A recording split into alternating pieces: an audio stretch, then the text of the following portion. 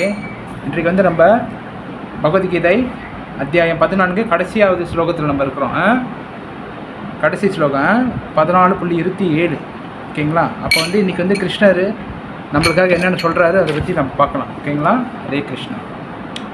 கடைசியோட அத்தியாயத்தில் நம்ம இருக்கோம். கடைசி பதத்தில் பிரம்மணோ ஹி பிரதிஷ்டாஹம் அமிர்தஸ்ய சாஸ்வதஸ்ய தர்மஸ்ய சுகஸ்ய கார்த்திகஸ்ய சஹ. இந்த ஸ்லோகம் படிக்கிறீங்களா? ஒருத்தங்க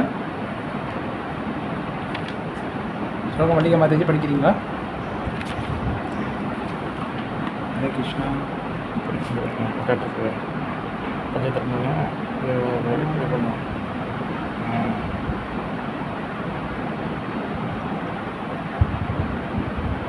படித்து வந்துச்சேன்.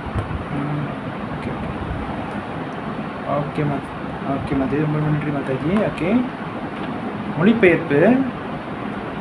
மேலும் மரணமற்றதும் அழிவற்றதும் நித்தியமானதும் இறுதி இன்பத்தின் தர்மமுமான அருவ பிரம்மனின் ஆதாரம் நானே. ஓகே, பகவான் வந்து அதை சொல்கிறார் பாருங்க. பகவான் வந்து இதில் அருமையான ஒரு விஷயத்த சொல்கிறார். என்னதுனாக்கா,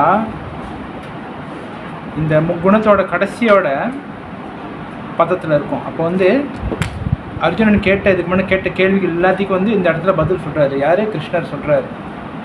மரணமற்றதும் அழிவற்றதும் நித்தியமானதும், மரணமே இல்லை, அழிவே இல்லை, என்றுமே நித்தியமாக இருக்கிறது, இன்பத்தின் தர்மமான அருவ பிரம்மனின் ஆதாரம் நானே. இது வந்து அருவ பிரம்மன்னு சொல்கிறது. இப்போ அருவ பிரம்மன் அதாவது அந்த ஜோதி, பகவான்கிட்டேருந்து வரக்கூடிய இந்த ஜோதியும் நான் தான் சொல்கிறாரு, அந்த வெளிச்சமே நான் தான் சொல்கிறாரு. இப்போ நம்ம வந்து சரியாக புரிஞ்சுக்கணும். நிறைய பேருக்கு வந்து இந்த ஒளி என்பது எங்கேருந்து வருது, ஒளி என்பது என்னது அப்படி சொல்லிட்டு நிறைய பேர்த்துக்கு தெரியாது. ஆனால் அந்த ஒளி வந்து எங்கேருந்து வருதுன்னா பகவானுடைய அவரோட உடல்லேருந்து தான் வருது பாருங்கள். அவரோட அந்த பிரகாசம் தான் அந்த ஒளி. அது மட்டும் இல்லாமல் அவருடைய கால் கட்டவரில் அந்த அதுலேருந்து வரக்கூடிய அந்த வெளிச்சம் தான் வந்து எங்கும் இருக்குது பாருங்கள்.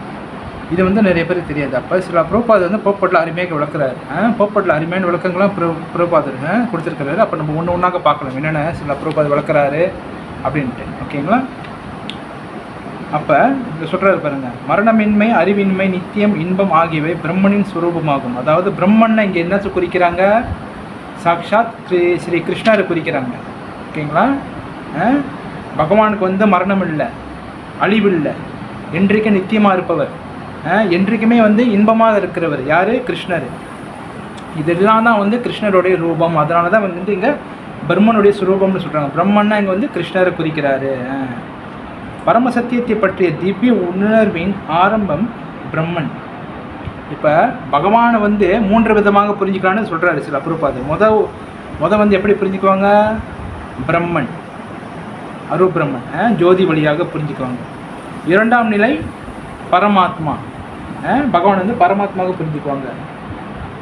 இறுதி நிலை அது வந்து 3ஆவது நிலை வந்து சாக்ஷாத் பரமபுருஷர் பகவானாகவே புரிஞ்சுக்குவாங்கன்னு சொல்லப்படுது. பாருங்க, சாக்ஷாத் பகவானாகவே புரிஞ்சுக்கலான்னு சொல்கிறாங்க. சாஸ்திரங்கள் நம்மளை விளக்குது பாருங்கள். அப்போ எனவே பரமாத்மாவும் அருவ பிரம்மனும் பரமபுருஷர் பகவானுக்குள் இருக்கின்றனர். பரமாத்மாவும் அருவ பிரம்மனும் முதல்ல நான் சொன்ன பாருங்கள், ஜோதியும் பரமாத்மாவும் எங்கே இருக்கிறாங்க? பகவான்கிட்ட தான் இருக்கிறாங்க. பகவான்கிட்டே தான் அவங்களுடைய இந்த விஷயங்கள் வெளியாகுது. ஆனால் நம்மளுக்கு வந்து அது தெரியறதில்லை. யாருக்கு? இந்த சாஸ்திர ஞானம் இல்லாதவங்களுக்கு, இந்த ஆன்மீக கல்வி இல்லாதவங்களுக்கு. ஆனால் சில பேர் வந்து சொல்லுவாங்க ஒளி தான் எல்லாமே, சில பேர் பரமாத்மா தான் எல்லாமே சொல்லுவாங்க. ஆனால் பரமாத்மானா யாருன்னு அவங்களுக்கு தெரியாது. பரமாத்மானா யாருன்னே அவங்களுக்கு தெரியாது. இந்த பரமாத்மா பகவான் ஸ்ரீ கிருஷ்ணரே சொல்லி தெரியாது. ஆனால் அவங்களுக்கு தெரியும் பரமாத்மான்னு ஒன்று இருக்குது, ஒளின்னு ஒன்று இருக்குன்னு சொல்லி சொல்லுவாங்க. ஆனால் அந்த ஒளி எங்கேருந்து வருது, அந்த பரமாத்மா எங்கேருந்து வராரு அப்படிங்கிற விஷயம் தெரியாது. ஆனால் எதையோ ஒன்று தியானிச்சுக்கிட்டு இருப்பாங்க. ஆனால் பக்தர்கள் வந்து அப்படி கிடையாது. பக்தர்கள் வந்து சாட்சாத் பரம்புருஷர் பகவானையே அவர் வழிபடுறதுனால அவங்க வந்து இந்த 3 நிலையும், அந்த 2 நிலையும் கடந்து 3வது நிலை, அதாவது பரமபுருஷர் பகவானை வழிபடக்கூடிய அந்த நிலையில் இருக்கிறாங்க பாருங்க. உயர்தரமான நிலை அதுதான் இது நம்ம பகவானை வழிபடுறது. அதுதான் இறுதி நிலைன்னு சொல்கிறாரு ஸ்ரீல பிரபுபாதர். ஜட இயற்கை பரமபுருஷரின் தாழ்ந்த சக்தியின் தோற்றம் என்று 7ஆம் அத்தியாயத்தில் விளக்கப்பட்டது. அந்த தாழ்ந்த ஜட இயற்கையினை உயர்ந்த இயற்கையின் துகள்கள் கொண்டு பகவான் கருவுரை செய்கிறார். அருமையாக வளர்க்குறாரு பாருங்க. ஜட இயற்கை வந்து பகவானுடைய தாழ்ந்த சக்தின்னு சொல்கிறார். தாழ்ந்த சக்தினா மெட்டீரியல் எனர்ஜி. அப்போ இந்த தாழ்ந்த சக்தியில் வந்து ஆன்மீக சக்தியை கொண்டு வந்து பகவான் கருவுரை செய்கிறாரு. ஆன்மீக சக்தினா இங்கே யார் சொல்கிறாரு? நம்மளை ஆத்மாவை சொல்கிறாரு. அப்போ ஆத்மாவை கொண்டு பகவான் வந்து இந்த இடத்துல கருவுரை செய்கிறார். கருவுரை செய்கிறாருன்னா என்ன அர்த்தம்னாக்கா நம்மளை படைக்கிறாரு, இந்த பௌதிக உலகத்தை மெயின்டைன் பண்ணுறாரு, இதை வந்து ரன் பண்ணுறாருன்னு அர்த்தம். அதுதான் கருவுரை செய்கிறாருன்னு அர்த்தம். எதை கொண்டு? ஆன்மீக சக்தியான இந்த ஆத்மாவை கொண்டு. ஓகேங்களா? அதான் வந்து ஆன்மீக துகள்கள்னு சொல்கிறாரு பாருங்க, கொண்டு கருவுரை செய்கிறார்.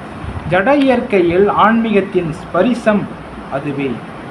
இந்த ஜட இயற்கையினால் கட்டுண்டிருக்கும் ஜீவாத்மா ஆன்மீக ஞானத்தை வளர்க்க தொடங்கும் போது ஜட வாழ்விலிருந்து தன்னை உயர்த்தி படிப்படியாக பரம்பொருளை பற்றிய பிரம்ம நிலையினை அடைகிறான். அப்போ நம்மளை வந்து பகவான் வந்து இந்த பௌதிக உலகத்தில் படிக்கிறாருன்னு சொல்கிறாரு.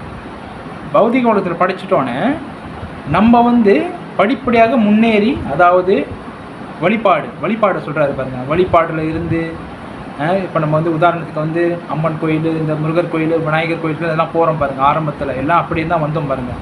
அப்போ அந்த மாதிரி வழிபாடுக்கெல்லாம் போய் சில விஷயங்கள் கற்றுக்கிட்டு அந்த கரெக்டாக நம்ம எப்போ போகிறோமோ அந்த வழிபாடு முறை வந்து நம்மளை படிப்படியாக அப்படியே பிரம்மன், அதாவது ஒரு ஒளியை வழிபடுறதுக்கான அந்த நிலைக்கு கொண்டு வருது. அதான் படிப்படியாக நிலை பாருன்னு சொல்கிறாங்க. அப்போ அந்த ஒளியிலேருந்து நம்மளை வந்து படிப்படியாக பரமாத்மா உணர்றதுக்காக கொண்டு போகுது. அதுக்கப்புறம் அப்படியே தான் வந்து நம்மளை பரமபுருஷர் பகவானை வழிபடுறதுக்கு கொண்டு வருது. எது? இந்த ப்ராசஸ். எது? அதாவது இந்த வழிபாடு முறைன்னு சொல்கிறாங்க. வழிபாடு முறைனா ஆரம்பத்துலேருந்து நம்மளாம் இப்போ வந்தோம் பாருங்கள். ஆரம்பத்துலேருந்து எப்படி நம்ம வழிபாட்டில் வரோம், கோயிலுக்கு போகிறோம், பஜனை கற்றுக்குறோம், தேவாரங்கள் படிக்கிறோம், இந்த மாதிரியான விஷயங்கள் நம்ம செய்யும் போது இதுதான் நம்மளை வந்து படிப்படியாக கொண்டு போகுது இங்கே ஆன்மீக விஷயத்தை நோக்கி. அப்போ இதுதான் வந்து இந்த ஆத்மாவுடைய இங்கே உள்ள வேலைன்னு சொல்கிறாரு. அதாவது நம்ம பௌதிக படைப்பில் படித்ததுக்கான ஒரு ஆதாரம் வந்து இதுதான் நம்ம வந்து வழிபாடு தான் செய்யணும் பாருங்கள். அப்போ வந்து இந்த மாதிரி கரெக்டான ப்ராசஸ் நம்ம வரும்போது நம்மள ஆன்மீக நிலைக்கு உயர்த்தி கொண்டு போகுது. எது? இந்த வழிபாட்டு முறை. படிப்படியாக பரம்பொருளை பற்றிய பிரம்ம நிலையினை அடைகிறான். அப்போ தான் வந்து ஆரம்பத்தில் வந்து பிரம்ம நிலைக்கு வராருன்னு சொல்கிறாங்க. அப்புறம் என்ன சொல்கிறாரு? பிரம்மன் உணர்வு நிலையினை அடைத்தல் ஆன்மீக தன்னுணர்வின் முதற்படியாகும். நம்ம சொன்னல பிரம்ம உணர்வுன்னு, அதாவது அந்த பிரம்மன்னா இங்கே யார் சொல்கிறாங்க? அந்த ஆரம்பத்தில் வந்து அந்த அருவ பிரம்மன், அந்த ஜோதி தான் எல்லாமே, ஜோதின்னு சொல்லிட்டு அவங்க அந்த நிலைக்கு வராங்க பாருங்க. அதுதான் வந்து முதல்ல வந்து அவங்க அடையிற அந்த நிலைன்னு சொல்கிறாங்க. அவங்க என்ன நினச்சிக்குவாங்கன்னா, கடவுள் வந்து இருக்காரா இல்லையான்னு தெரியாது, ஆனால் ஏதோ ஒரு விஷயம் இருக்குது, ஆன்மீக விஷயம் இருக்குது, ஒளி இருக்குது, அந்த ஒளியிலேருந்து தான் எல்லாமே வருது. அப்போ இந்த ஒளி தான் எல்லாமே, கடவுளுக்கு வந்து உருவம் இல்லை அப்படி சொல்லி நினைப்பாங்க. இதுதான் வந்து ஆன்மீக விஷயத்தோட முதற்படி. அதுக்கப்புறம் தான் வந்து பரமாத்மா அப்படி பகவான்னு சொல்லிட்டு போவாங்க. இது வந்து அழகாக வளர்க்குறாரு பாருங்க. பிரம்ம உணர்வை அடைந்தவன் ஜடத்தளத்தை விட உயர்வு பெற்றுள்ளான். யார் ஒருத்தங்க அந்த பிரம்ம உணர்வுக்கு அதாவது பிரம்ம உணர்வுன்னா என்ன சொன்னேன்? அந்த ஒளி, பகவான் வந்து ஒரு ஒளியாக இருக்கிறாரு. அந்த ஒளி உணர்வுக்கு வரும்போது அவங்க வந்து நம்ம பௌதிக விஷயங்கள்லேருந்து கொஞ்சம் உயர்ந்து இருக்கிறாங்கன்னு சொல்கிறாரு ஸ்ரீல பிரபுபாதர். ஏன்னா அதுதான் வந்து பாருங்கள் அவங்களுடைய மாற்றம் பாருங்கள். ஆரம்பத்தில் அப்படி தான் இருப்பாங்க, ஆனால் அதுலேயே நம்ம தங்கிடக்கூடாதுன்னு சொல்ல வர்றாரு. கடவுளுக்கு உருவம் இல்லை அப்படி சொல்லிட்டு நம்ம இருந்துடக்கூடாது. அந்த ப்ராசஸ் வந்து நம்மளை கரெக்டாக பகவான்கிட்ட கூட்டிகிட்டு வரோம்னு சொல்லுவார்.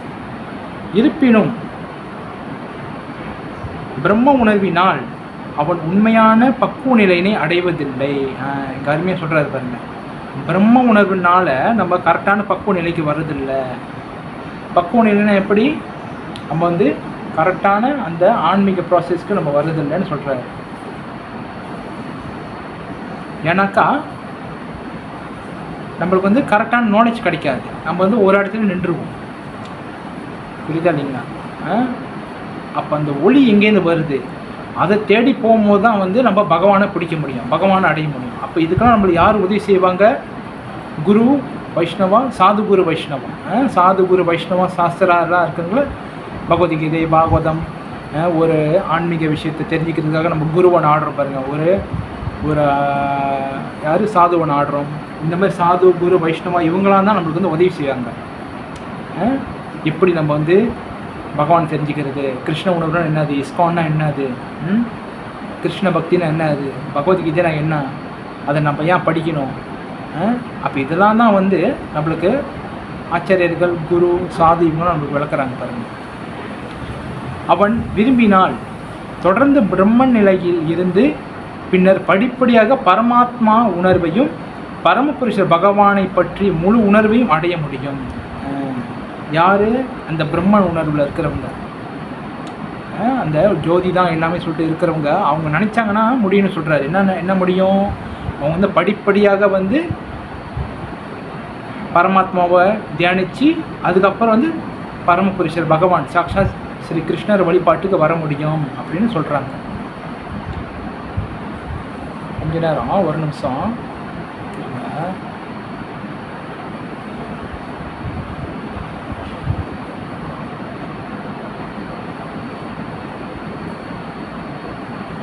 புரியுதுங்களா?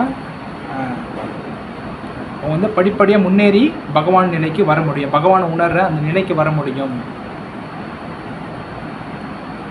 பரமபுருஷ பகவானை பற்றிய முழு உணர்வையும் அடைய முடியுமா? இதற்கான பற்பல உதாரணங்கள் வேத இலக்கியத்தில் உள்ளன. அதாவது என்ன ஒரு சம்பவம் நடந்துச்சுன்னா உதாரணம் சில அப்புறம் அதை கொடுக்குறாரு பாருங்க.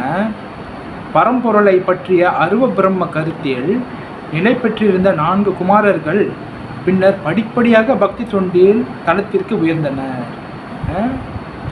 அதாவது 4 குமாரர்கள் பிரம்மதேவரோட பையன்கள், புதல்வர்கள். ஏன்னா பிரம்மதேவர் வந்து இந்த பிரபஞ்சத்தில் பிரஜைகளை, அதாவது மனிதர்கள், அதாவது உயிரினங்களை படைக்கிறதுக்காக 4 குமாரரை வர வைப்பார்.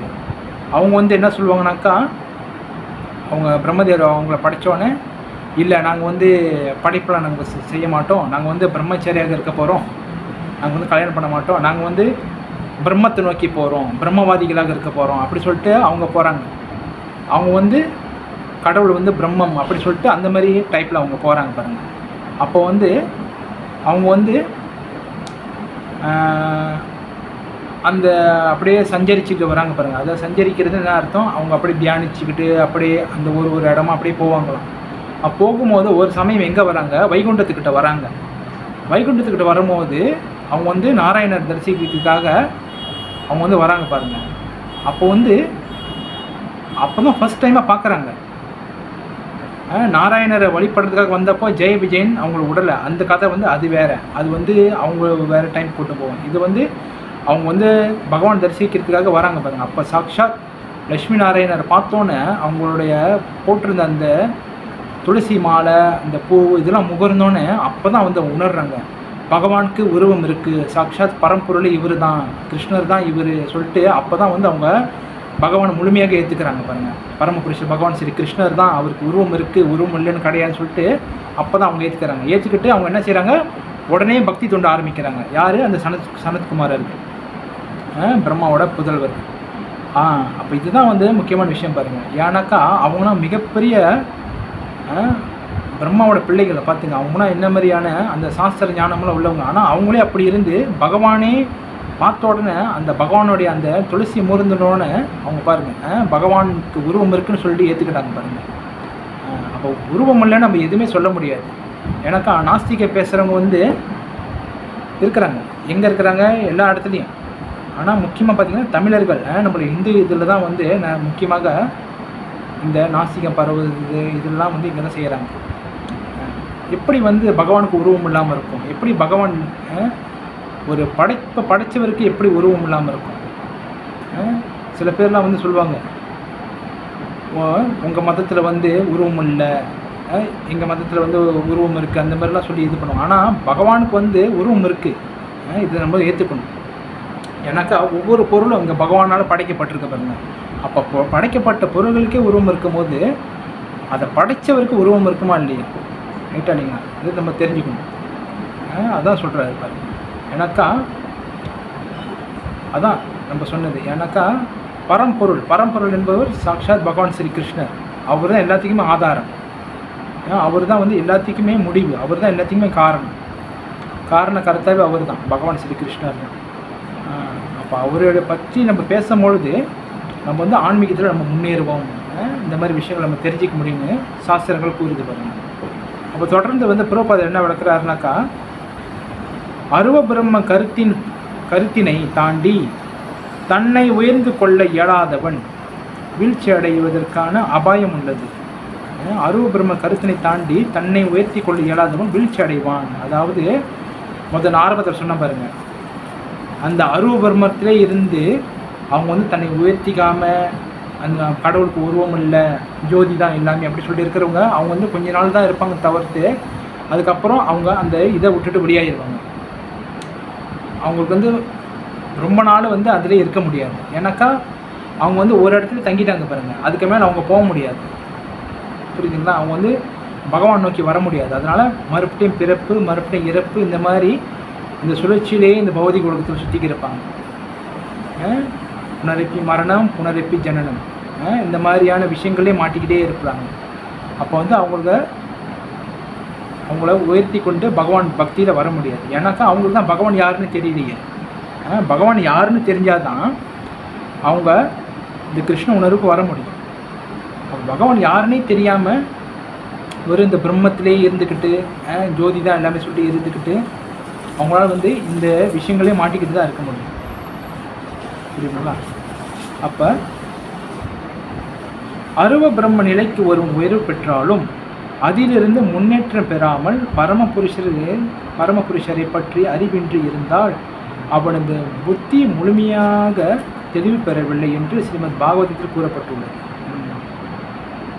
அருவ பிரம்மத்தின் நிலையில் ஒருத்தன் உயர்வு பெற்றாலும், அதாவது நம்ம சொன்ன மாதிரி அவங்க அந்த அருவ பிரம்மத்தில் உயர்வு பெற்று நிறைய நாலேஜ்லாம் வச்சுருந்து கடவுள் யாருன்னு தெரியாமல் இருந்தாலும் அவங்க வீழ்ச்சி அடைகிறதுக்கான காரணம் இருக்குன்னு ஸ்ரீமத் பாகவதத்தில் கூறப்படுதுன்னு ஆச்சாரியர்கள் விளக்குறாங்க.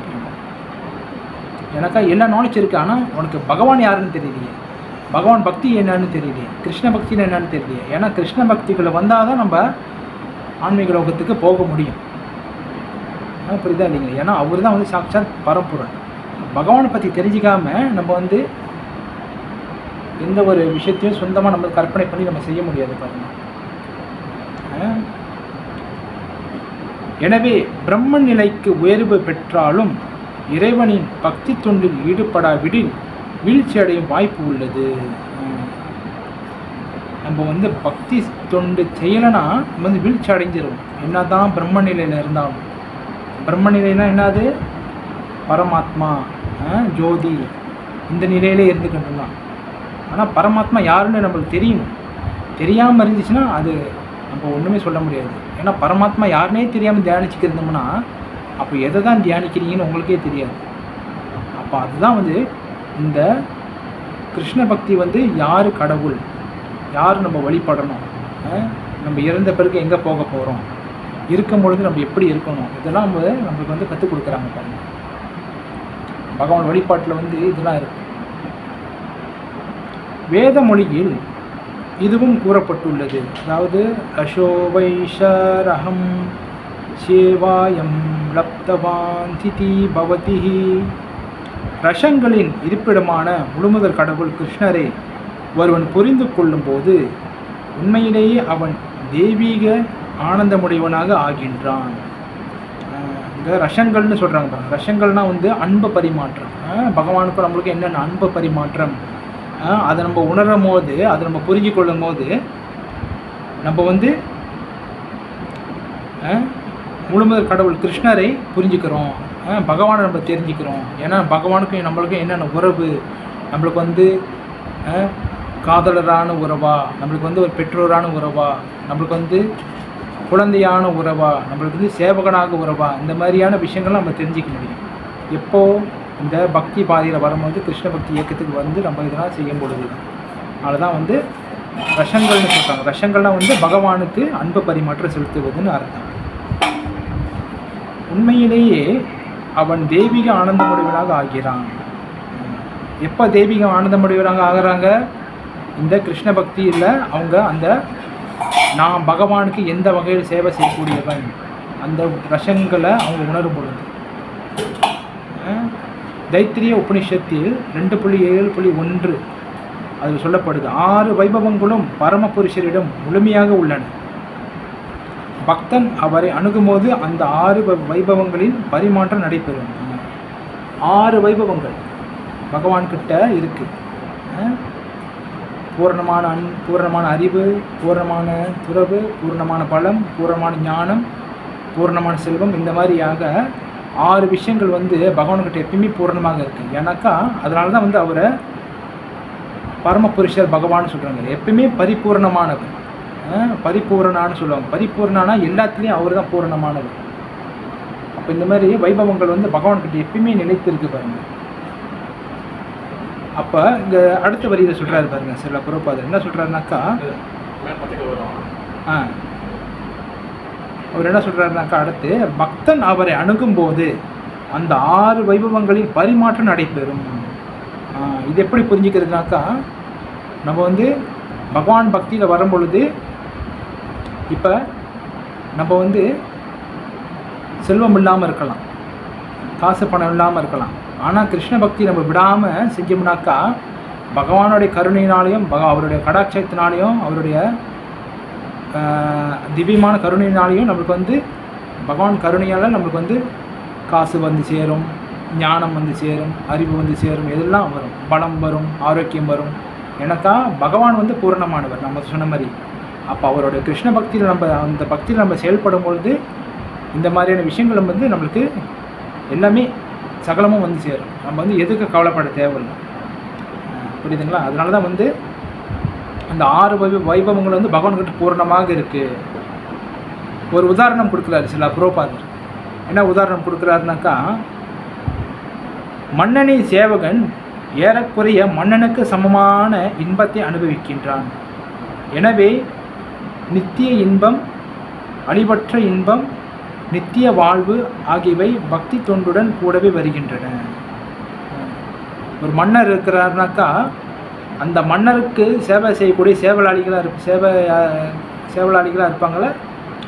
அப்போ அதே போல் இப்போ மன்னருக்கு கொடுக்குற மரியாதையும் வந்து ஏறக்குறைய அந்த சேவகருக்கு போய் சேரும். ரைட்டா இல்லைங்களா? அதே போல தான் பகவான் பக்தியில் இருக்கிற நம்மளுக்கு அவருடைய தன்மைகளும் நம்மக்கிட்ட வந்து சேரும். புரியுதுங்களா? எனக்கா பகவான் வந்து நம்ம சொன்ன மாதிரி எப்பவுமே பூரணம் புருஷோத்தமர், பூரணமானவர், அவர்கிட்ட எல்லாமே ஃபுல்லாக இருக்குது. அப்போ யார் ஒருத்தர் அந்த அவரை நாடி வந்து அவரை பக்தி பண்ணி அவருக்கு சேவை செய்கிறாங்களோ, அவருக்கு கைகாரியம் செய்கிறாங்களோ, அவர் வந்து கருணை கூர்ந்து நம்மளுக்கு பார்த்துப்பார். நம்ம எதிரையுமே கவலைப்பட தேவை. கஷ்டங்கள் வரும், துன்பங்கள் வரலாம், ஏன்னாக்கா நம்மளும் மனுஷன்தான் பாருங்கள். ஆனாக்கா பகவான் பக்தியில் நம்ம இருக்கும் பொழுது இதெல்லாம் வந்து சூரியனை கண்ட பனி போல் காணாமல் போயிடும். ரைட்டா இல்லைங்க? இப்போ சூரியன் இருக்குனாக்கா காலையிலே சூரியன் இருக்கும் பாருங்கள். அப்போ விடிகாலில் இருக்கிற அந்த பனியெலாம் வந்து நிறையா இருக்கும். வெளியெல்லாம் பார்த்தோம்னா பனியாக இருக்கும், மேகத்தில் பனியாக இருக்கும். அப்போ காலையிலே இந்த சூரிய தேவர் ஏஞ்சி வருவார் பாருங்க. சூரிய பகவான் ஏஞ்சி வரும்போது அந்த சூரியனுடைய பட்டோன்னு எல்லா பனியும் காண போயிடும். எப்படி காண போகுது? ஏன்னாக்கா சூரியன் வந்து அந்த மாதிரியான ஒரு பவர். அதே போல தான் நம்ம வாழ்க்கையில் துன்பங்கள் இருக்கலாம், கஷ்டங்கள் இருக்கலாம், பிரச்சனைகள் இருக்கலாம். பிரச்சனைகள் இருக்கணும். பிரச்சனைகள் இருந்தால் தான் நம்ம வந்து பகவானை வழிபட முடியும். பிரச்சனையே ஒருத்தனுக்கு இல்லைன்னா நம்மளுக்கு பகவான் தேவையில்லையே. பிரச்சனை இருந்தால் தான் நம்ம வந்து பகவானை வழிபடுவோம். அதனால தான் குந்தி மகாராணி வந்து அந்த அவங்களோட பிரார்த்தனையில் புக்கில் சொல்கிறாங்க. என்ன சொல்கிறாங்கனாக்கா, கிருஷ்ணா எனக்கு நீ துன்பத்தையே கொடு, எனக்கு கஷ்டத்தையே கொடு. ஏன் அப்போ தான் நான் வந்து உன்னை வழிபட முடியும், அப்போ தான் நான் உன்னை நினைக்க முடியும், அப்போ தான் நான் உன்னை தியானிக்க முடியும், உன்னோட நாமத்தை சாண்டிங் பண்ண முடியும்னு சொல்கிறாங்க குந்தி மகாராணி, பஞ்ச பாண்டவர்களுடைய தாய். அவங்களே பாருங்கள், அவங்களே அந்த மாதிரி சொல்கிறாங்க. அவங்களுக்கு இல்லாத பிரச்சனையாக நம்மளுக்கு வந்துட போது, அவங்க பார்க்காத பிரச்சனையை நம்ம பார்த்துட்டோம். அதனால் கவலைகள் இருக்கலாம், ஆனால் நம்ம வந்து எல்லாமே வந்து பகவான்கிட்ட முறையிடணும். நம்ம வந்து ஒரே ஒரு அடைக்கலம் பகவான் தான். பகவான் தவிர்த்து யாரும் நம்மளுக்கு உதவி செய்ய முடியாது. ஆச்சாரியர்கள், குருமார்கள், பகவான், இவங்க தான் வந்து நம்மளுக்கு அடைக்கலம். அப்போ வாழ்க்கையில் என்னென்ன பிரச்சனைகள் இருந்தாலும் நம்ம வந்து பகவான்கிட்ட முறையிட வேண்டியதான். பகவான் தெரியும் யார் யாருக்கு என்னென்ன எப்பப்போ கொடுக்கணும், எதை யார் யாருக்கிட்டேருந்து எப்பப்போ எடுக்கணும்னு. அதனால் நம்ம வந்து கவலைப்பட தேவையில்லை. இந்த உலகத்தில் கவலைகள் இருக்கும், ஆனால் நம்ம வந்து தொடர்ந்து நம்ம வந்து கிருஷ்ண பக்தி செஞ்சு கொண்டே இருக்க வேண்டாம். புரியுதுங்களா? இதுதான் வந்து சில பிரபாதர் இந்த பப்பில் வளர்க்குறாரு, அருமையாக வளர்க்குறாரு. யார் ஒருத்தர் வந்து பகவான் வழிபடுறாங்களோ நித்தியமான இன்பமாக இருப்பாங்க, அழிவற்ற இன்பமாக இருப்பாங்க, நித்திய வாழ்வுக்கு போய் சேருவாங்க. அதாவது எங்கே ஆன்மீக லோகத்தை சொல்கிறாரு.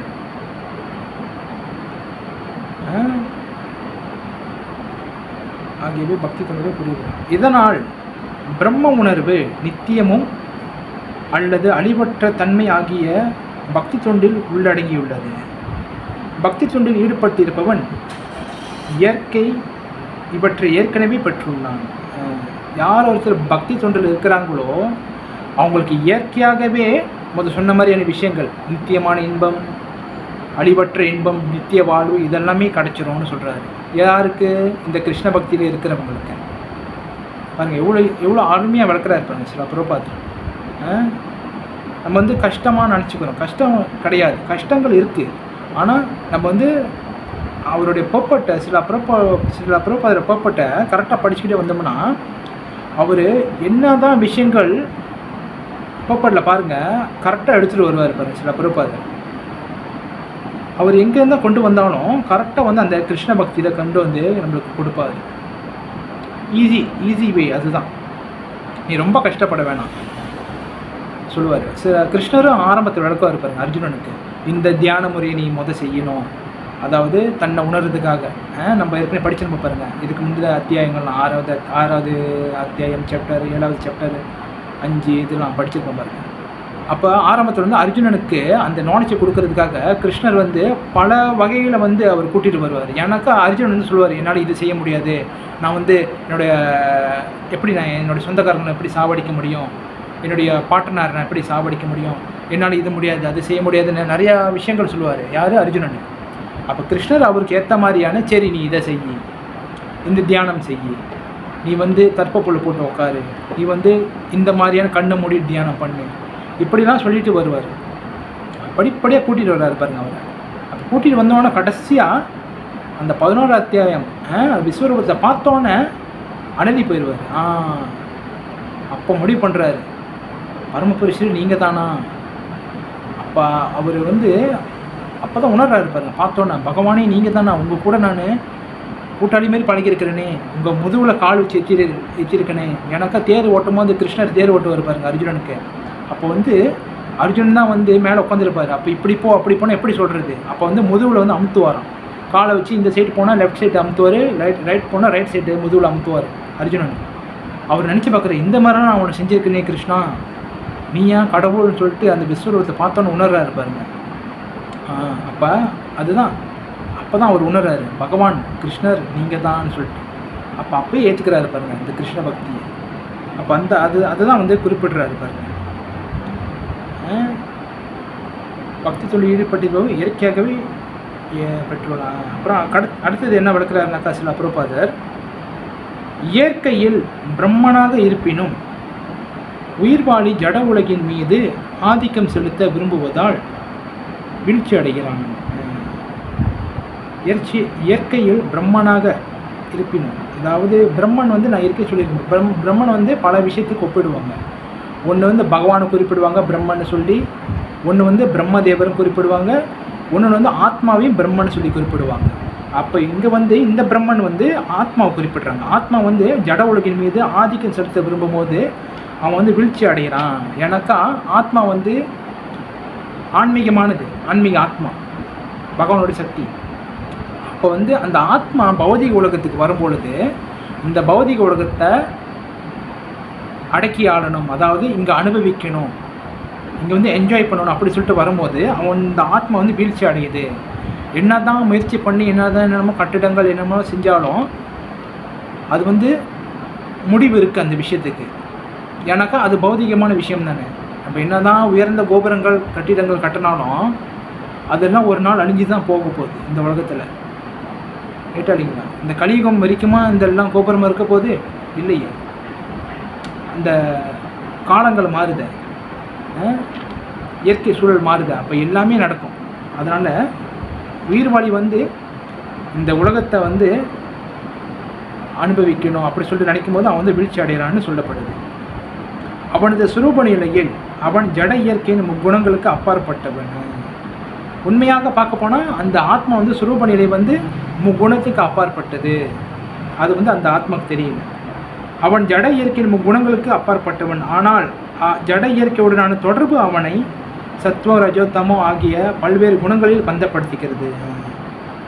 ரஜோகுணம், தமோகுணம், சத்துவகுணம் இந்த மாதிரி குணங்களில் வந்து நம்மளை வந்து இந்த பௌதிக உலகம் பந்தப்படுத்துது. எதனால்? நம்ம இங்கே வந்து ஆதிக்கம் செஞ்சு நம்ம வந்து இங்கே ஆசைப்பட்டு நம்ம இங்கே வாழணும் அப்படி சொல்லிட்டு நினைக்கிறதுனால நம்ம வந்து இங்கே மாட்டிக்கிறோம். எனக்கு இது வந்து எப்படி புரிஞ்சுக்கிறதுனாக்கா, இதெல்லாம் வந்து இந்த உலகத்தில் நடக்கும். ஏன் நடக்கும்னாக்கா, இதோட இயல்பு இப்படி தான். நம்ம இங்கே பிறக்கிறோம், பிறந்து வளர்கிறோம், சமுதாயங்களை பார்க்குறோம், எல்லோரும் நல்லா இருக்கிறாங்க, நம்மளும் நல்லா இருக்கிறோம், பல வகையான முயற்சிகள் செய்கிற பாருங்க, இதெல்லாம் செய்கிறோம். ஆனால் இதே டைமில் வந்து நம்மளை வந்து கிருஷ்ணர் பக்தியை நம்ம செய்யணும். இப்போ கிருஷ்ண பக்தியெலாம் செஞ்சோம்னா தான் நம்ம வந்து நம்மளுடைய இலக்கு, அதாவது நம்மளோட கோல் ஆஃப் லைஃப் அது வந்து கரெக்டாக நம்ம மூவ் பண்ண முடியும் பாருங்கள். இல்லாட்டி நம்மளும் வந்து இந்த பௌதிக ஒழுக்கத்திலே பிறப்பு இறப்பு முதுமணம் இதிலே நம்ம மாட்டிக்குவோம் அப்படி சொல்கிறாரு. ஜட உலகினை ஆதிக்கம் செலுத்துவதற்காக விருப்பம் இந்த குணங்களின் தொடர்பினாலேயே இருக்கின்றது. பூரண கிருஷ்ண உணர்வுடன் பக்தி தொண்டில் ஈடுபடுவதால் ஒருவன் உடனடியாக திவ்யமான தளத்தில் நிலை பெற்று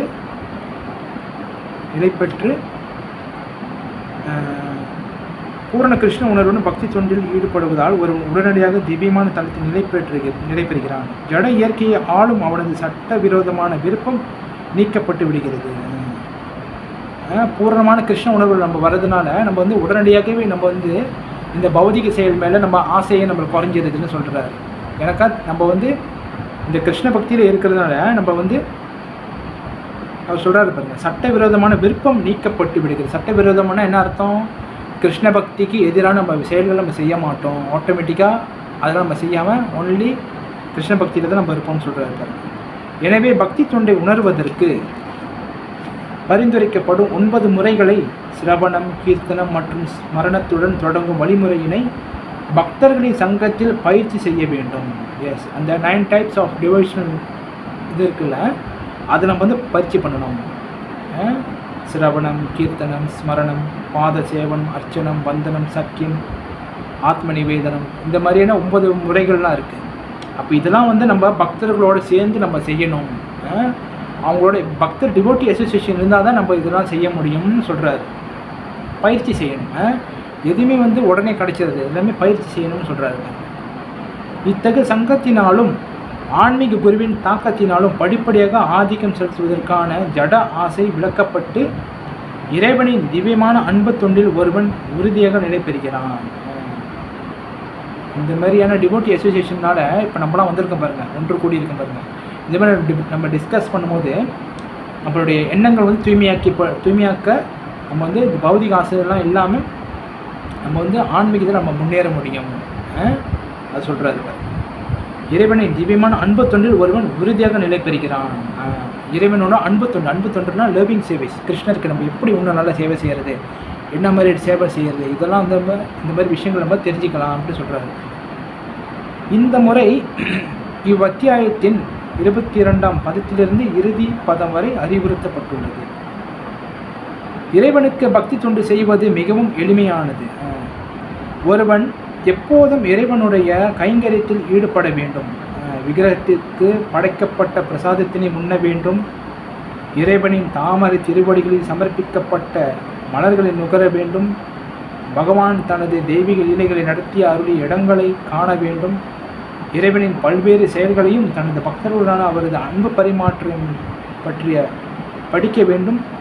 தெய்வீக சப்தமான ஹரே கிருஷ்ணா கிருஷ்ண கிருஷ்ணா ஹரே ஹரே, ஹரே ராம ராம ராம ஹரே ஹரே உச்சரிக்க வேண்டும். இந்த மாதிரியான 9 டைப்ஸான அந்த சேவைகள் சொல்கிறார் பாருங்கள். பகவானை பற்றி படிக்கிறது, பகவானை பற்றின விஷயங்களை கேட்குறது, அப்புறம் பகவானுடைய தாமங்களுக்கு, அதாவது பிருந்தாவன், மாயாப்பூர், பூரி ஜெகநாத், இந்த மாதிரியான இடங்களுக்கு போய் நம்ம பகவான் தரிசிக்கிறது. அங்கே போய் நம்ம அங்கே போனாலும், பிருந்தாவனம், மாயாப்பூர், பூரி போனாலும் அங்கே நம்ம போய் எப்போ ஒரு சாது சந்திக்கிறோமோ அப்போ தான் நம்மளுடைய அந்த தீர்த்த யாத்திரைக்கெல்லாம் பூர்ணமாகும். அது நம்ம வந்து கவனமாக வச்சுக்கணும். சும்மா நம்ம வந்து பிருந்தாவன், மாயாப்பூர் போயிட்டு சாதுக்கிட்ட இருந்து ஹரிகதை கேட்கலன்னா அந்த பயணம் வந்து பூர்த்தி ஆகாது அப்படின்னு சாஸ்திரங்கள் நம்மளுக்கு விளக்குறாங்க. அப்போ இந்த மாதிரியான பக்தர்களோடு சேர்ந்து நம்ம இந்த மாதிரி விஷயங்களை செய்யும் போது, அது மட்டும் இல்லாமல் அது கூட சேர்ந்து ஹரே கிருஷ்ண மகாமந்திரத்தை உச்சாரணை செய்யும் போது நம்ம வந்து பக்தி தொண்டில் முன்னேற முடியும் அப்படின்னு சில பிரபுபாதர் விளக்குறாரு. மேலும் இறைவனும் அவரது பக்தர்களும் தோன்றிய நாள்களிலும் மறைந்த நாள்களிலும் விரதங்கள் அனுசரிக்க வேண்டும். இது வந்து ரொம்ப ரொம்ப முக்கியமான விஷயம். ஆச்சாரியர்கள் தோன்றிய தினம், மறைந்த தினம், இதெல்லாம் வந்து நம்ம அந்த தினத்தில் வந்து விரதம் இருக்கணும். ஆஃப் டே விரதம் இருந்து அதுக்கப்புறம் நம்ம வந்து பிரசாதம் எடுத்துக்கொள்ளலாம். இதெல்லாம் வந்து நம்ம பக்தி தொண்டில் முன்னேறதுக்கான சிறந்த வழியாக கருதப்படுதுன்னு ஆச்சாரியர்கள் விளக்குறாங்க. இத்தகு வழிமுறையை பின்பற்றுவதால் அவன் எல்லா ஜட செயல்களிலிருந்து முற்றிலும் விடுபடுகிறான். இவ்வாறு தன்னை பிரம்ம பிரம்ம உணர்வின் பல்வேறு வகைகளிலோ நிலைநிறுத்தக்கூடியவன் பரமபுருஷர் பகவானுடன் குணத்தின் அடிப்படையில் சமமானவன் ஆகிறான். அப்போ யார் ஒருத்தர் இந்த கிருஷ்ண பக்தியை பின்பற்றி அவங்க இதில் நடைபெற்று இதில் செய்கிறாங்களோ அவங்க வந்து படிப்படியாக எல்லா ஜட செயலிருந்து விடுபட்டு பகவானுக்கு பூர்ணமான பக்தி தொண்டு செய்யக்கூடிய அந்த நிலைக்கு வந்துடுறாங்கன்னு சொல்கிறாரு பாருங்கள். பாருங்கள், சில புறப்பாடு பாருங்கள் அழகாக ஆரம்பித்தார் பாருங்கள். அந்த புறப்பாடுலேயே கரெக்டாக ஆரம்பித்து அழகாக நம்மளுக்கு வந்து கிருஷ்ண பக்தி தான் மெயின்னு சொல்லி அழகாக கொடுக்குறாரு பாருங்கள். இதுதான் நம்ம எப்போதும் நம்ம சில புறப்பாடு படிக்கும்போது நம்ம புரிஞ்சுக்கணும் அவர் என்ன சொல்ல வரார். கரெக்டான விஷயங்கள் கொடுத்து நம்மளுக்கு வந்து கரெக்டாக கைட் பண்ணி கூப்பிட்டு வருவாங்க. அதனால தான் பகவத்கீதா ஏசிட் ஈஸ்ன்னு வெளியாக்கப்பட்டது. இப்போ யார் ஒருத்தர் வந்து நாம் அது சொன்ன மாதிரி அந்த பிரம்ம நிலை, பரமாத்ம நிலையிலேருந்து வெளியாகிறவங்களோ அவங்க வந்து முழுமுதற் கடவுளுக்காக பரமபுருஷ பகவான் பக்தி சொல்லி செய்கிறதுக்கான நிலைக்கு வர முடியும் அப்படின்னு. அப்போ கடைசியாக ஸ்ரீமத் பகவத்கீதையின் ஜட இயற்கையின் முக்குணங்களை என்னும் 14ஆம் அத்தியாயத்திற்கான பக்தி வேதாந்த பொருள்கள் இத்துடன் நிறைவடைகின்றன. ஓகே, அப்போ இதோட வந்து கடைசி அத்தியாயம் முடிஞ்சிருச்சு. 14.27 கடைசி சாப்டர் முடிஞ்சிருச்சு. அதோட அடுத்ததில் வந்து அத்தியாயம் 15 ஆரம்பிக்க போகுது, புருஷோத்தம யோகம். ஓகேங்களா? அப்போ இன்றைக்கு வந்து நம்ம ஒரு ஆச்சாரியருடைய மறைந்த தினத்தை பற்றி நம்ம தெரிஞ்சுக்கலாம். ஓகேங்களா? ஏன்னாக்கா ஆச்சாரியரை பற்றி நம்ம பேசும்போது நம்ம வந்து நிறைய விஷயங்கள் நம்மளுக்கு தெரியப்படும், நம்மளுடைய மனதும் தூய்மை அடையும். ஏன்னாக்கா பக்தர்களை பற்றி நம்ம பேசணும் பாருங்கள். அப்போ பேசினா தான் வந்து நம்ம வந்து இந்த கிருஷ்ண பக்தியில் முன்னேற முடியும். ஓகேங்களா? அப்போ அவருடைய மறைந்த தினம் போன மாதம் வந்தது. அப்போ வந்து நம்ம அவருடைய விஷயங்களை பற்றி நம்ம கொஞ்சம் தெரிஞ்சுக்கணும். யாருனாக்கா நம்மளுடைய கௌடிய வைஷ்ணவத்துக்கு மிகப்பெரிய ஒரு ஆச்சாரியர்.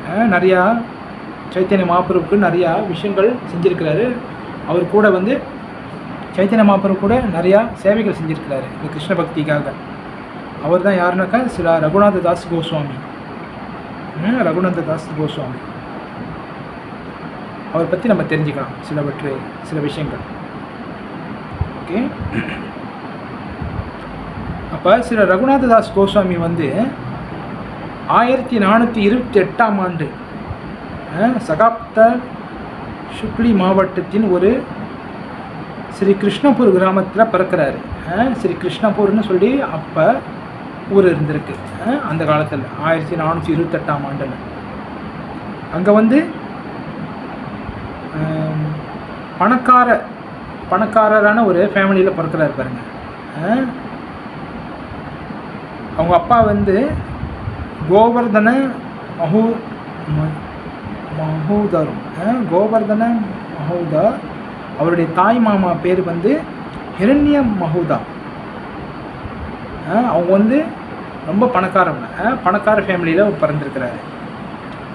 அப்போ வந்து அவங்களுடைய ஆண்டு வருமானம் வந்து ஒரு வருஷம் வருமானமே வந்து 20 மில்லியன் ரூபாய்க்கு அவ்வளோ அவங்களுடைய வருமானம்.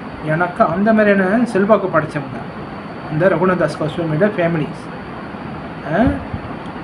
செல்வந்தராக பிறந்த அவர் வந்து செல்வந்தராக பிறந்த போதிலும் அவர் வந்து ஒரு பணக்கார பிள்ளையாக பிறந்தாலும் ரகுநாததாசர் வந்து சிறு வயதிலிருந்தே ஆன்மீக நாட்டம் இருந்துச்சு அவருக்கு. அவர் வந்து என்ன தான் பணக்கார பிள்ளையாக இருந்தாலும் அவருக்கு வந்து சிறு வயசுலேருந்து ஆன்மீகத்தில் நம்ம போகணும், நம்ம வந்து கிருஷ்ண வழிபாட்டில் வரணும்னு சொல்லிட்டு அவருக்கு ரொம்ப ஆர்வமாக இருந்தார். அவர் தனது ஆரம்ப கல்வியை ஆச்சாரியா ஸ்ரீ பலராமர் தாசரிடம் பெற்றார். அவர் வந்து சிறு வயசுலேருந்து ஆச்சாரியர், அதாவது பலராமதாசர்னு சொல்லிட்டு ஒரு ஆச்சாரியர்கிட்ட அவர் கற்றுக்கிட்டார் குருகுலத்துலேருந்து. அங்கே அவர் பகவான் சைத்தன்யரின் சிறந்த பக்தரான ஹரிதாஸ் தாக்கூருடன் தொடர்பு கொண்டிருந்தார். அப்போ அந்த காலத்தில் வந்து அவருக்கு ஹரிதாஸ் தாக்கூர் கூட சங்கம் கொள்றதுக்கான வாய்ப்பு கிடச்சிச்சு. யாருக்கு? சில ரகுநாததாஸ் கோஸ்வாமிக்கு. அப்போ ரகுநாததாஸ் வந்து பக்தி வந்து ஆரம்பத்திலேயே வெளிப்பட்டது. அவர் சின்ன வயசுலேயே அவர் வந்து கிருஷ்ண பக்தி வந்து அவருக்கு ரொம்ப ஈடுபாடாக இருந்தார் பாருங்க. அவரது குடும்பத்தினர் அவரை உலக வாழ்க்கையில் ஈடுபடுத்த முயன்றாலும் பகவான் சைத்தன்ய மகாபிரபுவை சேவிப்பதற்கான அவரது ஆசை மிகப்பெரியதாக இருந்தது. என்னதான் சின்ன வயசில் அவங்க குடும்பங்கள்லாம் வந்து அவங்கள வந்து அவரை வந்து ரொம்ப குடும்ப சூழ்நிலையை வளர்த்தாலும், ஆனால் அவருடைய எண்ணம் பூரா சைத்தன்ய மகாபிரபு கூட நம்ம சேவை செய்யணும், அவருக்கு நம்ம வந்து கிருஷ்ண பக்தியில் இருக்குன்னு சொல்லிட்டு ரொம்ப ஆர்வமாக இருந்தார்னு சொல்லப்படுது.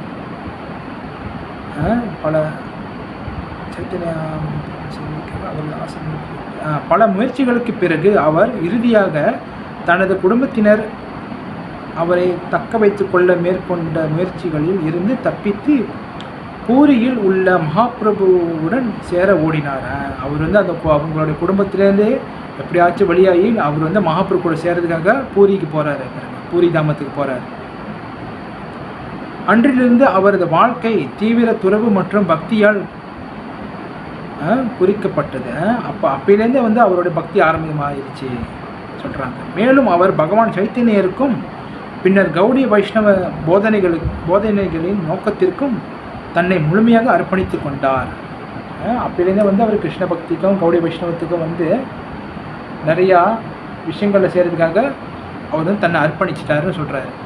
யார்? சில ரகுநாதாஸ் கோஸ்வாமி அவர்.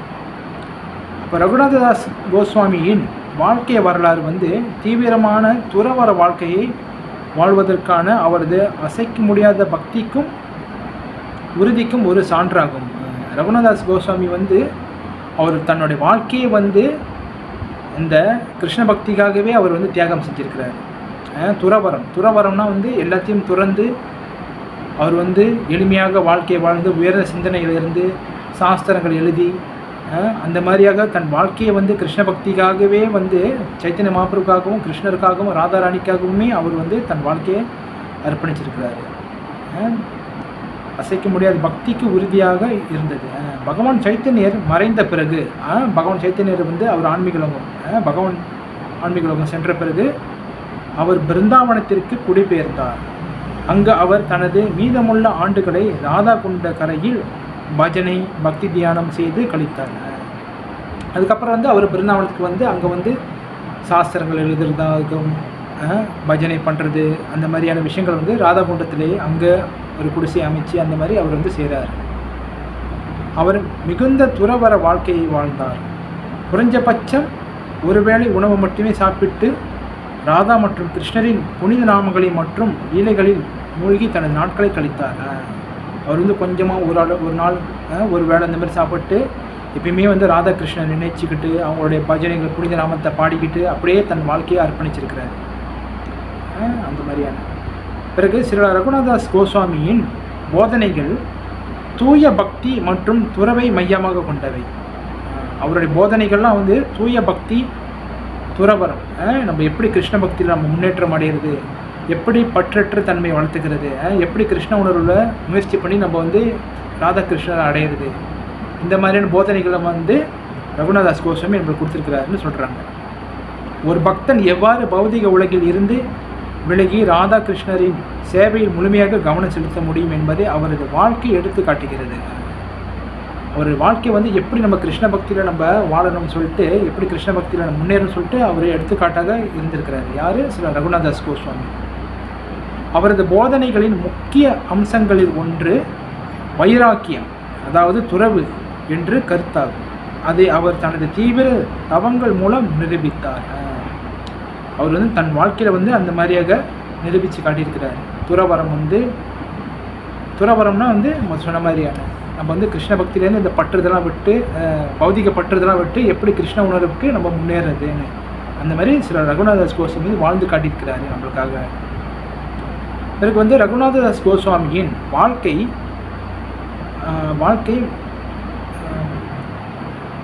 வாழ்க்கை வந்து இறைவனின் சேவையில் ஈடுபடும் உள் பக்தியின் முக்கியத்துவத்தை எடுத்து காட்டுகிறது. அதாவது கிருஷ்ண பக்தியோட முக்கியத்துவத்தை எடுத்து காட்டுறாரு. யாரோடைய இது?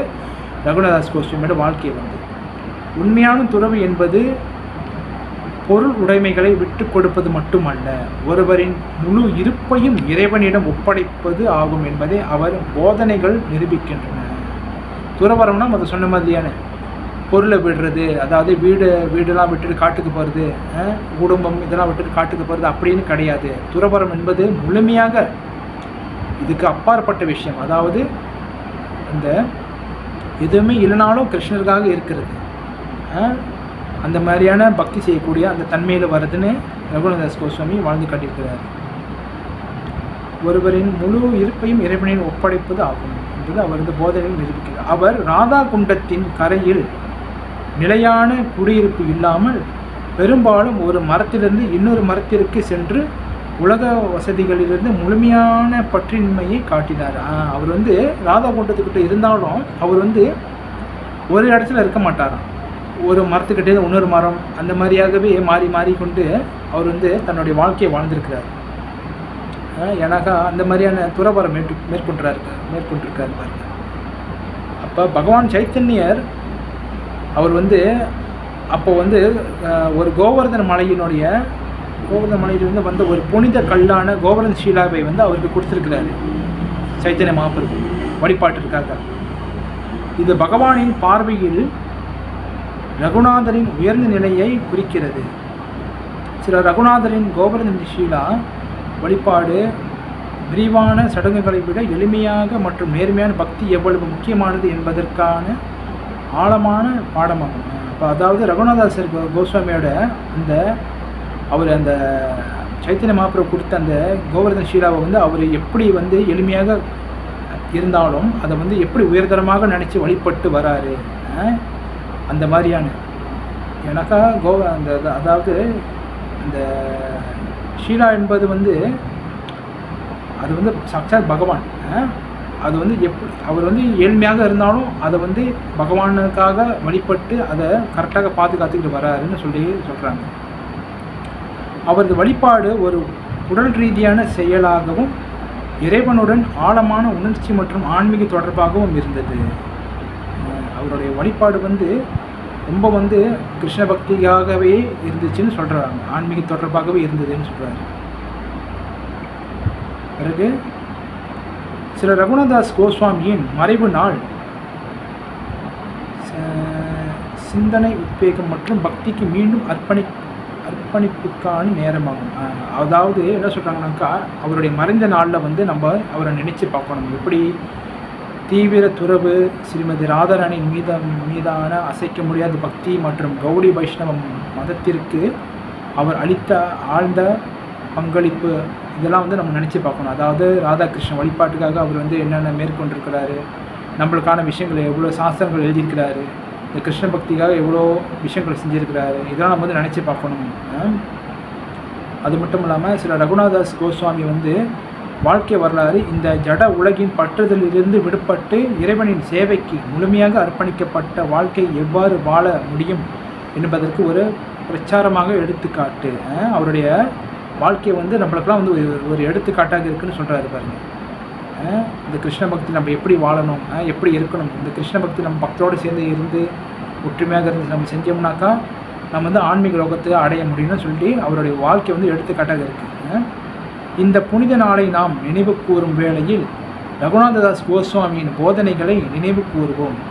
ராதா மற்றும் கிருஷ்ணர் மீதான அவரது ஆழ்ந்த அன்பு, வைஷ்ணவ பக்தர்களுக்கு மீதான அவரது துறவு மற்றும் பக்தி, பகவான் சைத்தன்யரின் போதனைகளை பாதுகாக்கவும் ஊக்குவிக்கவும் அவர் மேற்கொண்ட அயராத முயற்சிகள், பக்தி பாதையில் நடக்க முயல்பவர்களுக்கு அவரது வாழ்க்கை நம்பிக்கையின் களங்கங்களை விளக்கமாக நிற்கிறது. அதாவது இந்த கிருஷ்ண பக்தியில் நம்ம பயிற்சி செய்யும்போது நம்ம வந்து ராதாகிருஷ்ணர், சைத்தன்ய மகாபிரபுவோடைய கருணை, சாஸ்திரங்கள் இதெல்லாம் நம்ம வந்து நினச்சி பார்க்கணும். ஏன்னாக்கா ரகுநாதாஸ் கோஸ்வாமி வந்து இந்த கிருஷ்ண பக்திக்காக நிறையா அவர் வந்து வழிகாட்டுதலாக இருந்திருக்கிறாருன்னு சொல்கிறாங்க. அப்புறம் வந்து கடைசியாக என்ன சொல்கிறாங்கனாக்கா, ரகுநாத கோஸ்வாமி வந்து அவருடைய வாழ்க்கையை வந்து நம்பிக்கை மூலம் நாம் உயர்ந்த ஆன்மீக உணர்வுகளை அடைய முடியும் என்பதை நமக்கு நினைவூட்டுகிறார். அதாவது கிருஷ்ண பக்தியினால் நம்ம வந்து ஆன்மீக லோகம் நம்ம செல்ல முடியும். ஏன்னா கிருஷ்ண பக்தி தான் வந்து நம்மளுடைய கடைசி இலக்கு. இதை தவிர்த்து வேறு எந்த ஒரு கதியும் இல்லை. ஏன்னாக்கா பகவான் தான் வந்து பரம்பொருள். அவரை நம்ம வழிபட்டோம்னாக்கா நம்ம வந்து அயராத நம்ம ஈடுபட்டு நம்ம வந்து ஆன்மீக லோகம் அடைய முடியும். எனக்கு முதல் சொன்ன மாதிரி தான், பகவத்கீதையில் ஸ்லோகம் சொன்ன மாதிரி தான் பாருங்கள். நம்ம வந்து படிப்படியாக நம்ம முயற்சி செஞ்சு நம்ம வந்து பகவான் லோகம் அடைய முடியும். ஏன்னாக்கா யாருமே இவங்க வந்து எல்லாத்தையும் கற்றுக்கிட்டு வரதில்லை பாருங்கள். எல்லோரும் வந்து படிப்படியாக தான் கற்றுக்குறாங்க. அதனால் இந்த கிருஷ்ண பக்தி என்பது நம்மளுக்கு வந்து இந்த மாதிரியான சூழலை அமைக்குது பாருங்கள். டிவோட்டி அசோசியேஷன், பகவத்கீதை படிக்கிறது, இந்த மாதிரி நாம சங்கீர்த்தனை பண்ணுறது, 4 ரெகுலேட்டரி பிரின்சிபிள் இதெல்லாம் நம்ம கடைப்பிடிக்கணும், ஏகாதசி விரதங்கள் கடைப்பிடிக்கணும். இதெல்லாம் நம்ம செய்யும் போது நம்ம வந்து கொஞ்சம் நம்ம வந்து தூய்மை அடையிற பாருங்கள். தூய்மை அடைஞ்சு நம்ம வந்து பகவான் பக்தியில் முன்னேறி நம்ம வந்து ஆன்மீக லோகத்தை அடைய முடியும்.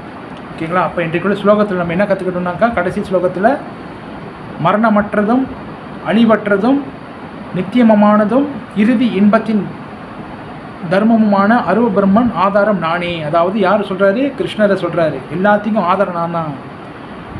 எனக்கு வந்து மரணம் கிடையாது, அழிவு கிடையாது, நித்தியமானவர்னு சொல்லிட்டு பகவான் சொல்கிறாரு. இது எல்லாமே வந்து என்கிட்ட தான் இருக்குது. அதனால் யார் வந்து கிருஷ்ண பக்தியில் ஈடுபடுறாங்களோ அவங்க வந்து எந்த ஒரு களங்கமும் அடைய மாட்டாங்கன்னு சொல்லிட்டு கிருஷ்ணர் வந்து இந்த அத்தியாயத்தை வந்து முடிக்கிறார். ஓகேங்களா? ஏதாவது கேள்விகள் இருந்தால் கேட்கலாம். ஹரே கிருஷ்ணா. ஏதாவது கேள்விகள் இருக்குங்களா?